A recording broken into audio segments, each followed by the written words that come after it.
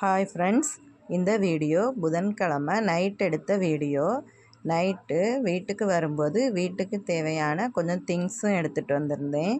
மாவாட்ட வேண்டியது இருந்தது, அதுக்காக உளுந்தும் அரிசியும் எடுத்துகிட்டு வந்திருந்தேன்.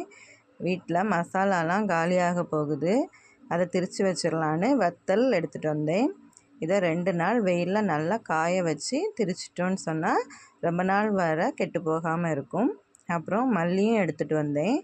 இதுக்கு 1/2 கிலோ மல்லிக்கு 50 கிராம் கடுகு, 50 கிராம் வெந்தயம் இப்படிங்கிற அளவில் சேர்த்து வறுத்துட்டு லாஸ்ட்டாக கருவேப்பிலையும் சேர்த்து லைட்டாக வறுத்துட்டு திரித்து வச்சோன்னு சொன்னால் மசாலா பயங்கர வாசமாக இருக்கும்.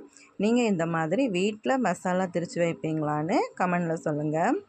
அப்புறம் வீட்டுக்கு முட்டையும் எடுத்துகிட்டு வந்தேன், அதையும் ட்ரேயில் அடுக்கி வச்சுட்டேன். வீட்டில் சுகர் இல்லாமல் தான் இருந்தது. நான் நாட்டு சக்கரை தான் யூஸ் பண்ணுவேன், பட் சுகருமே வச்சுருப்பேன் வீட்டில். அதையும் எடுத்துகிட்டு வந்து டப்பாவில் கொட்டி வச்சுட்டேன். நெக்ஸ்ட் வீடியோவில் மீட் பண்ணலாம். தேங்க்யூ.